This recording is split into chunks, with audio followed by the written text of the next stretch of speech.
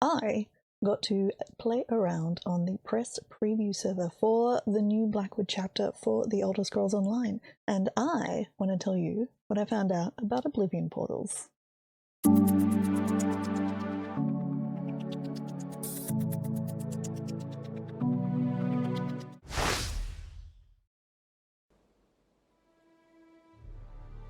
Hello, it's Icy. Yes, that's right, I did get to explore an unfinished version of Blackwood. Thanks to ZeniMax Online, I invited myself and other members from the ESO stream team. We got to do a whole bunch of exploration. Now, a few things to note about this video. There is no live footage in this video.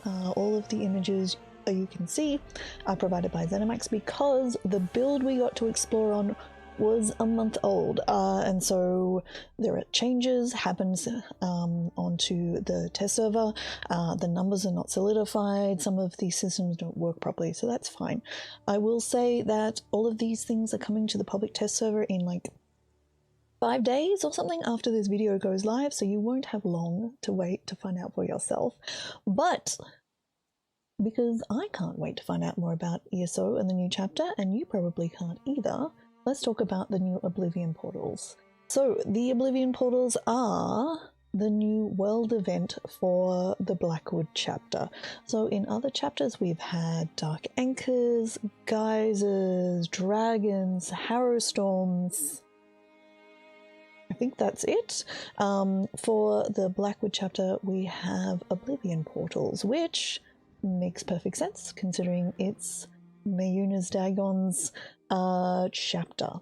So these, unlike the other world events in the other chapters, are actually random. They will randomly appear around the zone. They are not marked on the map. I had to do quite a bit of riding around the zones to actually go and find one so I could jump in and explore. They appear just as basically a person-sized glowing red portal on the screen. There's a bit of a kind of a beam coming off it, so they're not super hard to spot from. Once you're at a reasonably close distance, they're not too hard to spot. They'll be guarded by a handful of Daedra who are quite low level. They don't take too much to kill. So you need to kill the Daedra to be able to get into the portal. Once you're inside the portal, it's only there for a few minutes before the external entrance will despawn. So if you want to explore it with your friends, you should get everybody together before you go in. If you're looking for them yourself, you might want to keep an eye on Zone Chat once this system is live so that you can go and explore these portals with some friends. Or you can just jump in by yourself and activate it and shut it down, and then you're the only person who can explore.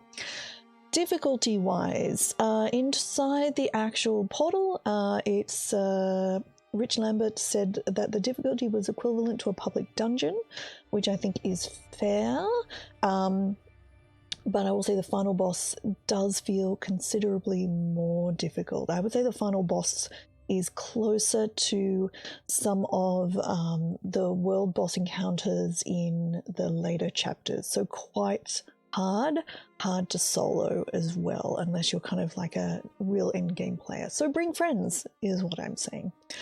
So once you enter the portal, the map, I've been through 2, or let's say 1.5. The map appears to be the same.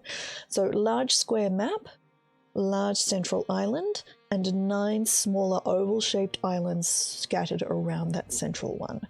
What happened for me is the first time I entered, I spawned on one of the islands at the bottom.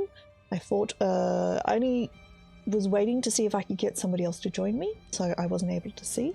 The second time I actually spawned at one of the top islands, then with a friend, and we fought our way through that island, killed one boss on the island, got to the end, went through the next portal, took us to another island, killed the boss in the middle of the island, cleared the mobs, went through, killed the next portal.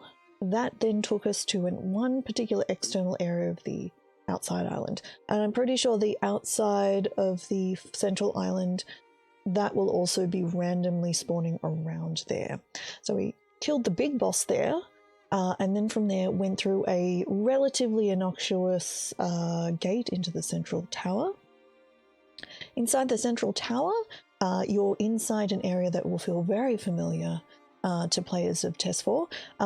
It's kind of that interior Daedric tower architecture, and it looked fantastic. So inside there, more just kind of trash mobs inside there. Walked through, dropped down, so there's a certain point where you can't go back and explore anywhere else you've been. Then down a great big flight of stairs to the center of the middle of the tower, and the final boss. The final boss was difficult. I would say the final boss, one of them appearing on the screen now, is closer in difficulty, to basically one of the Vardenfell world bosses. So maybe you can solo it, maybe, but you really probably want to bring friends. There are 7 named bosses, by the way, which you can see inside the journal and your achievements. You can actually check those out. Once we killed the boss, and the fight took, I don't know, like 5 minutes or something, with 2 players and 2 companions. There was a loot chest, which we were both able to open. The loot coming out of that was much the same as any other Daedric portal. I got a map and some gear and some, random trashy type things. And then off the central platform, there was another portal, 2 actually, that we could take, that would take us back to the overland location where we entered from. So a few other things. The mobs on the other little islands will respawn if you hang around long enough. So if you just want to farm, you can actually go into the portal and just stay there and just kill the mobs. Respawn time was not very long, actually, so I suspect it's probably going to be a quite acceptable place to actually do farming. There were some urns and things as well. None of them seem to be lootable, but early build, who knows? What else? If you're in a group and you enter the portal, other people in your group can't travel to you. So you actually will have to physically go to the location and enter together. So did actually test that. All in all, I really, really liked them. I thought they were, it was great. It was a really nice addition to kind of the things to do in ESO. It felt fantastic in there. It felt certainly challenging. The first island was easier. The second island packed more of a punch. So I think the difficulty of mobs and bosses as you go through is definitely increasing. So I love this new feature. I'm really looking forward to clearing a whole bunch of Oblivion Portals and exploring those fully. But do you have any questions? Ask me in the comments below and I will answer you as soon as I can. Come follow me over on twitch.tv/ICYIC, where I stream the Elder Scrolls Online 4 days a week, and I'm on the ESO stream team, so I have giveaways.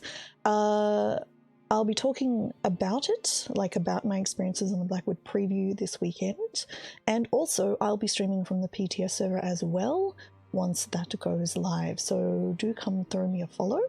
Link is in the description below. So thank you very much for watching, everyone. Do watch out for other videos about other previews for Blackwood. There'll be more on this channel.